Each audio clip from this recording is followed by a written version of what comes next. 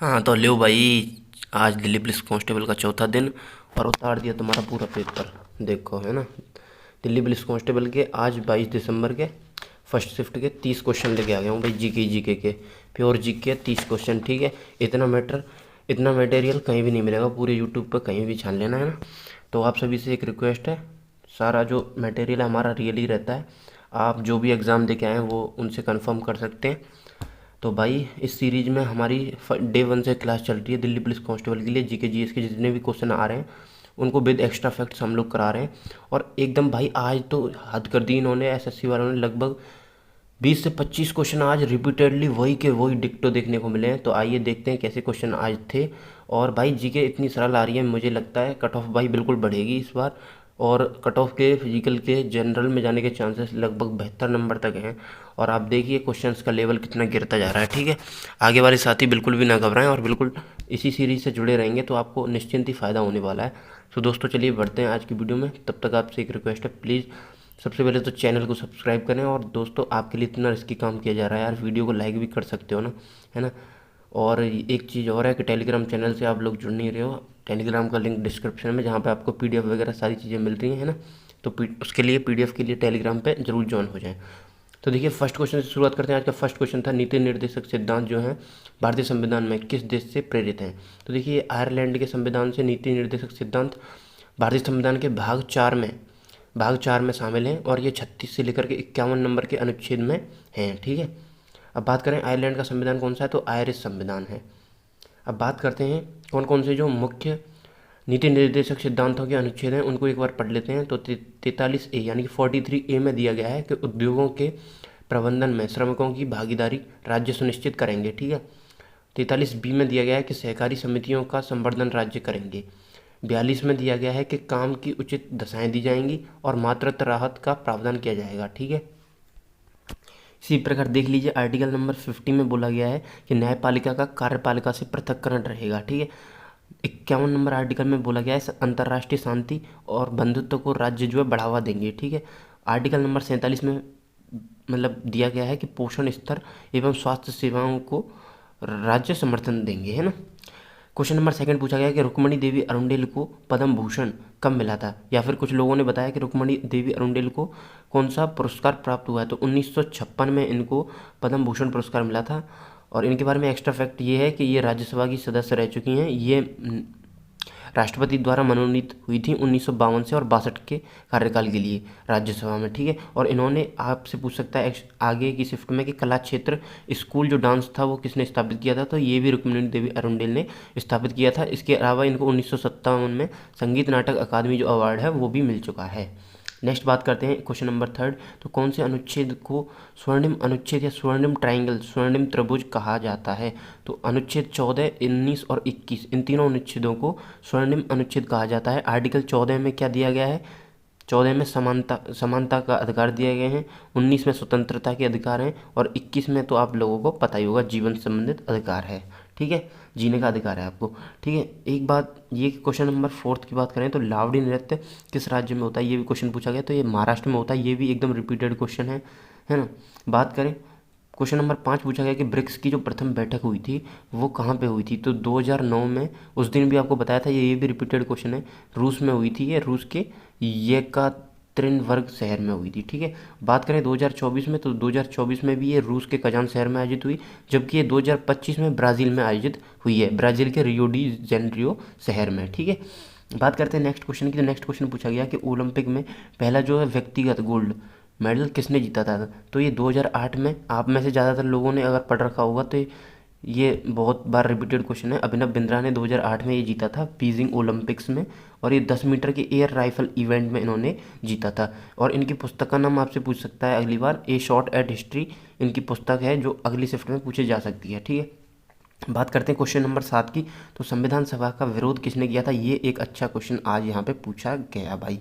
तो इसका आंसर है राष्ट्रीय स्वयंसेवक संघ ने, आरएसएस ने 1925 में इसकी स्थापना हुई थी, इसने विरोध किया था, ठीक है। और इसकी स्थापना किसने की थी, तो नागपुर में हेडगेवार नामक एक डॉक्टर थे, इन्होंने इसकी स्थापना की थी।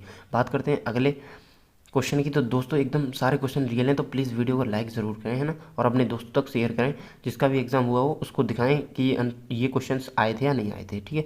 तो अनुच्छेद 77 जो है किससे संबंधित है, ये सवाल पूछा गया क्वेश्चन। तो ये सभी कार्यकारी कार्यशक्तियाँ जो है राष्ट्रपति के नाम से होती हैं, तो इसमें ऑप्शन में राष्ट्रपति दिया गया था, वही आपका आंसर सही था, ठीक है। बात करते हैं अगले क्वेश्चन की। तो अगला 9वां क्वेश्चन है हमारा कि कुचिपुड़ी किस राज्य से संबंधित है। तो ये कुचिपुड़ी आंध्रा से संबंधित है, ठीक है। आंध्र राज्य का क्या है, शास्त्रीय नृत्य है कुचिपुड़ी। बात करें AQI की फुल फॉर्म पूछी गई थी, तो AQI की फुल फॉर्म होती है एयर क्वालिटी इंडेक्स, और जो एयर क्वालिटी इंडेक्स ये जो है 0 से लेकर के 500 के बीच में, 0 से 500 के बीच में इसमें नंबरिंग की जाती है एयर क्वालिटी की, और जितना ज़्यादा ये 0 से नंबर बढ़ता जाएगा उतनी ही आपकी जो वायु की गुणवत्ता खराब होती चली जाएगी, ठीक है दोस्तों। बात करते हैं नेक्स्ट क्वेश्चन की। नेक्स्ट क्वेश्चन पूछा गया तीसरी पंचवर्षीय योजना का मुख्य जो उद्देश्य था वो क्या था। तो देखिए कृषि व गेहूँ उत्पादन में सुधार लाना और आत्मनिर्भरता प्राप्त करना, ये इस तीसरी पंचवर्षीय योजना का उद्देश्य था। बात करते हैं नेक्स्ट क्वेश्चन की दोस्तों। तो नेक्स्ट क्वेश्चन पूछा गया कि जल्लीकट्टू किस राज्य का पारंपरिक बैल टेमिंग खेल है। तो ये सभी को पता है, तमिलनाडु का ये बैल दौड़ है ना, बैल दौड़ होती है इसमें।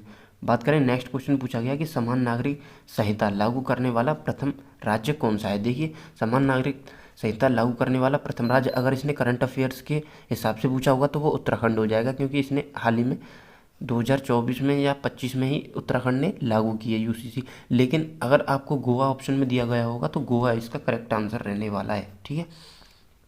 अब आप लोगों को कमेंट करके बताना क्या इसमें गोवा ऑप्शन में था या नहीं था। नेक्स्ट क्वेश्चन पूछा गया कि केंद्रीय मंत्रिपरिषद किसके प्रति उत्तरदायी होती है। तो ये सभी को पता है, प्रधानमंत्री के प्रति उत्तरदायी होती है। नेक्स्ट क्वेश्चन आपसे पूछा गया कि राज्यों में वैट यानी कि वैल्यू एडेड टैक्स क्यों लागू किया गया था। तो देखिए करों के दोहरे प्रावधान से और कर के व्यापक प्रभाव को खत्म करने के लिए अधिकतर राज्यों ने वैट को अपना लिया था 2005 में, ठीक है। नेक्स्ट क्वेश्चन की बात करें। नेक्स्ट क्वेश्चन पूछा गया कि 1951 के एशियाई खेलों में पहला जो गोल्ड है वो किस खेल में जीता था, किस खेल में जीता था। तो ये तैराकी में जीता था। किसने जीता था, सचिन नाग नामक एक खिलाड़ी थे जिन्होंने 100 मीटर की फ्रीस्टाइल तैराकी में ये जीता था 1951 के एशियाई खेलों में। बात करें नेक्स्ट क्वेश्चन पूछा गया कि BNSS ने किस कानून को बदला है। तो इसने BNSS ने भारतीय नागरिक, इसकी फुल फॉर्म है भारतीय नागरिक सुरक्षा संहिता, ने किस कानून को बदला है। तो ये CRPC को बदला है। CRPC कब की है, 1973 की है, ठीक है। इसको बदल दिया है और ये BNSS 1 जुलाई 2024 से लागू हो चुकी है, ठीक है। बात करेंगे फुटबॉल मैच की मानक अवधि कितने मिनट की होती है। तो ये 90 मिनट की होती है, जिसमें 45-45 मिनट के 2 हाफ होते हैं। तो 90 मिनट आपका सही आंसर था। नेक्स्ट क्वेश्चन पूछा गया तैराकी में बैक स्ट्रोक का अर्थ क्या होता है। तो देखिए पीठ के बल लेटकर जो तैरने की स्टाइल है उसको बैक स्ट्रोक बोलते हैं, ठीक है। नेक्स्ट क्वेश्चन पूछा गया कि सत्रिय नृत्य जो है किस राज्य से संबंधित है। तो ये असम से संबंधित है। सो दोस्तों चलिए आगे बढ़ते हैं। उससे पहले अगर आपने वीडियो को लाइक नहीं किया तो प्लीज़ लाइक करें और हमारे चैनल के बेल आइकन को जरूर प्रेस कर लें, ताकि जैसे ही नेक्स्ट शिफ्ट का एनालिसिस आता है आपको वीडियो का नोटिफिकेशन मिल जाएगा।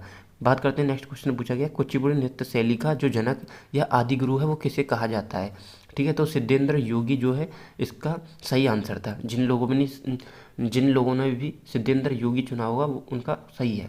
नेक्स्ट क्वेश्चन पूछा गया ध्रुपद शैली जो है इसका संबंध किस शास्त्रीय संगीत शैली से है। तो ध्रुपद शैली का संबंध है हिंदुस्तानी शास्त्रीय संगीत से।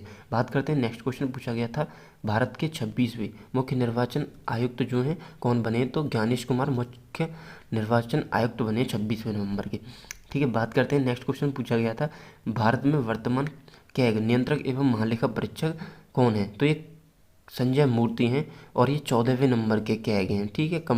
कंट्रोलर एंड अटॉर्नी जनरल 14वें नंबर के हैं, ठीक है। और इन्होंने गिरीश चंद्र मुर्मू का स्थान लिया है ना। और इनका कार्यकाल 6 या 65 वर्ष जो भी पहले हो जाएगा तब तक रहेगा, ठीक है। बात करेंगे CGA। अब आपसे पहले पूछा गया CAG, अब पूछा जाएगा CGA कौन है। तो ये TCA कल्याणी है। ये मोस्ट इंपॉर्टेंट रहेगा आपके आने वाली शिफ्टों के लिए। TCA कल्याणी CGA है वर्तमान में, ठीक है। बात करते हैं नेक्स्ट क्वेश्चन पूछा गया ग्लूकोज को पायरूवेट में जो विभाजन होता है वो किस स्थान पर होता है। तो ये कोशिका द्रव्य साइटोप्लाज्म में ये विभाजन होता है ग्लूकोज का पायरूवेट में, ठीक है। नेक्स्ट क्वेश्चन पूछा गया कि प्रकाश संश्लेषण में पौधों द्वारा कौन सी गैस जो है वो अवशोषित की जाती है, तो ये CO2 अवशोषित करते हैं किसके दौरान, प्रकाश संश्लेषण के दौरान जब ये भोजन बनाते हैं। लेकिन उस टाइम पे ये ऑक्सीजन ग्रहण करते हैं, सॉरी ऑक्सीजन छोड़ते हैं और CO2 लेते हैं। लेकिन इसी के विपरीत अगर पौधे मतलब फोटोसिंथेसिस में नहीं है, यानी कि प्रकाश संश्लेषण की क्रिया में नहीं है, तो ये क्या करेंगे, ये O2 लेंगे और CO2 छोड़ेंगे। ठीक है, ये भी क्वेश्चन पूछा जा सकता है। नेक्स्ट क्वेश्चन पूछा गया कि लद्दाख के वर्तमान उपराज्यपाल कौन है, तो ये भी रिपीटेड क्वेश्चन पूछा गया है, जो पहले ही पूछ लिया जा चुका है। तो कविंदर गुप्ता इसके उपराज्यपाल हो जाएंगे। नेक्स्ट क्वेश्चन पूछा गया one nation one ration card योजना जो है किस वर्ग विशेष के लिए है, तो ये प्रवासी श्रमिकों हेतु ये योजना है। ठीक है, नेक्स्ट क्वेश्चन पूछा गया इंटरनेशनल बुकर प्राइज़ जो 2025 है वो किसको मिला है, तो ये भानु मुश्ताक को मिला है। तो दोस्तों आज का एनालिसिस खत्म हो चुका है और 30 के 30 क्वेश्चन हमने आपको करा दिए। आपको एनालिसिस कैसा लगा कमेंट बॉक्स में जरूर से एक कमेंट जरूर से करके जाएं। Thank you so much for watching this video.